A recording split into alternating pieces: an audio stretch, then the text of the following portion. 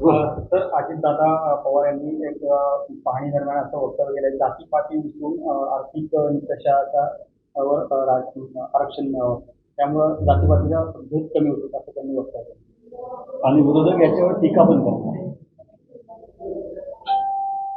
असं आहे ना की 4-5 दिवसापूर्वी सुप्रियाताईंनी एका इंग्लिश चॅनल समोर बोलताना या संदर्भामध्ये वक्तव्य केलेलं आहे. मला असं वाटतं त्या संदर्भातच कोणी प्रश्न विचारला असेल तर ठीक आहे, त्यांचं मत आहे. आता मी या संदर्भामध्ये एवढंच सांगू इच्छितो, हे आरक्षण जे आहे हा गरिबी हटवण्याचा कार्यक्रम नाही. ह्या गरिबी हटवण्यासाठी आपण शेतकऱ्यांना मदत देतो आहोत, ओबीसी विद्यार्थ्यांना जी मदत देतो आपण ती मराठा समाजाला देतो आहोत. अजूनही ओबीसी समाजाकडे नाही, पण मराठा समाजाच्या सारथीकडे मुलांमुलींसाठी वसतिगृह आहेत, काम सुरू आहे. अजून यांचं व्हायचं आहे ओबीसीचं काम सुरू. जसं 25,000 कोटी रुपये त्यांच्या नोकरी धंद्यासाठीच्या वेगवेगळ्या अण्णासाहेब पाटील आणि इतर मार्गातून दिलेले आहेत. यांना 25 वर्षामध्ये 2,500 मिळालेले आहेत. तर आर्थिक मुद्दा जर म्हणाल तर ते प्रश्न दिलेले, आणि जे गरीब आहेत त्यांना आपण फुकट अन्न धान्य अमुक अमुक सगळं देतच असतो.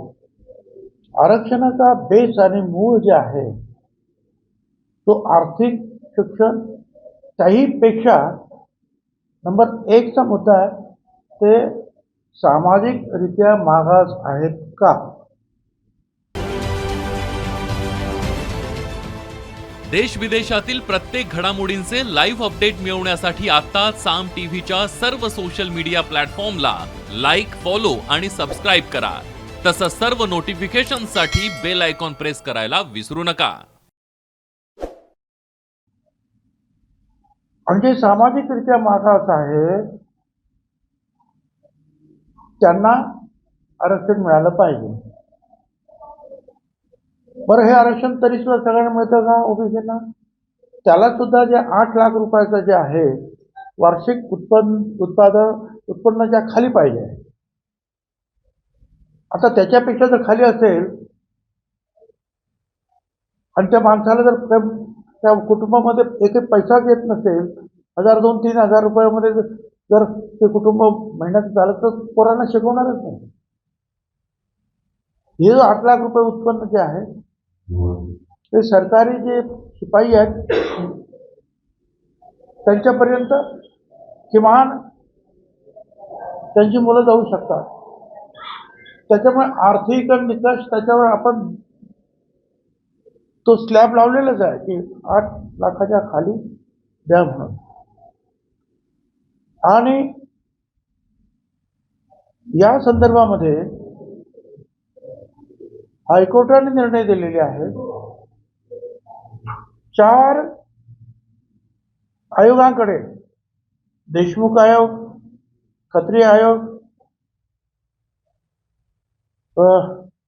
बापट आयोग, सराफ आयोग, सगळ्या ठिकाणी त्यांनी सांगितलं की मराठा समाज सामाजिकदृष्ट्या मागास नाही. सुप्रीम कोर्टाने सुद्धा तेच सांगितलं की मराठा समाज सामाजिकदृष्ट्या मागास नाही. मग त्यांनी त्याच्यामध्ये उदाहरणं दिलेली आहेत. जी उदाहरणं ह्या गायकवाड कमिशनच्या मार्फत तिकडे गेली होती की एवढे मुख्यमंत्री झाले, एवढे मंत्री झाले, एवढे दूध साखर कारखाने, बँका यांच्या आहेत, बाकीच्यांचं काय आहे ह्याचं सगळं डाटा मांडण्यात आला. त्याच्यानंतर त्यांनी सांगितलं की बरोबर सामाजिकदृष्ट्या मागास नाही आणि आरक्षण हे सामाजिकदृष्ट्या मागास असलेल्यांनाच दिलं पाहिजे. आणि पुढे आणखून सांगतो की मराठा समाजाचे असे मोर्चे 2019 पूर्वी काही निघाले, बरेच निघाले, चांगले निघाले. पाटीदार पटेलांचे गुजरातमध्ये, गुजर समाजाचे राजस्थानमध्ये, हरियाणामध्ये जाट समाजाचे. आता त्यांना आरक्षणामध्ये जाता येत नाही म्हणून ते म्हणून तर आम्हाला आरक्षण पाहिजे, कारण आमची मुलं पण शिकली पाहिजेत, आमच्या मुलांना सुद्धा आर्थिक मदत मिळाली पाहिजे. हे बरोबर आहे, त्याला आमचा विरोध नाही. आणि म्हणून मोदी साहेबांनी EWS आर्थिक आणि शैक्षणिकदृष्ट्या मागास असलेल्या लोकांना त्याच्यात लिहिलंय त्या कायद्यात की ही काही जे घटक आहेत ते कुठल्याही परिस्थितीमध्ये हे आरक्षणामध्ये जाऊ शकत नाहीत. याचं कारण ते सामाजिकदृष्ट्या मागास नाहीत म्हणून ते 50% आरक्षणामध्ये जाऊ शकत नाही.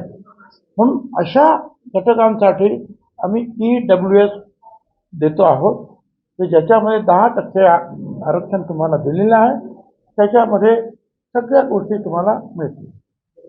मला असं वाटतं की त्यांनी हे विधान का करावं, अर्थात त्या विधानाशी मी पूर्णपणे असहमत आहे, माझा विरोध आहे. की पुन्हा सगळ्यांचाच विरोध होईल. आरक्षण कशासाठी दिलं जातं हा पहिल्यांदा मुद्दा आहे. आणि हे आरक्षण एका जातीला दिलं गेलेलं नाही आहे. हे 374 जाती आहेत. या OBC मध्ये क्लास आहे, वर्ग, इतर मागास वर्ग. मराठा एक समाज आहे, एक जात आहे. OBC एक जात नाही आहे, 374 जाती आहेत. त्याच्यामध्ये हे सगळे जे आहेत ना, VJNT आपण ज्यांना म्हणतो, हे मर्याईवाले, गाढववाले, आमचं काय हे वासुदेववाले, आमचे सगळे कुंभार, लोहार, सोनार यांच्यासाठी सुद्धा आपण ह्या आरक्षणावर वेगळं आरक्षण ठेवलेलं आहे. तर ह्या सगळ्यांसाठी ते आरक्षण आहे. आणि एकदा सामाजिकदृष्ट्या ही सगळी मंडळी वरती आली तेव्हा हे आरक्षण आपोआपच. देश विदेशातील प्रत्येक घडामोडींचे लाईव्ह अपडेट मिळवण्यासाठी आता साम टीव्हीच्या सर्व सोशल मीडिया प्लॅटफॉर्मला लाईक, फॉलो आणि सबस्क्राईब करा. तसंच सर्व नोटिफिकेशनसाठी बेल आयकॉन प्रेस करायला विसरू नका.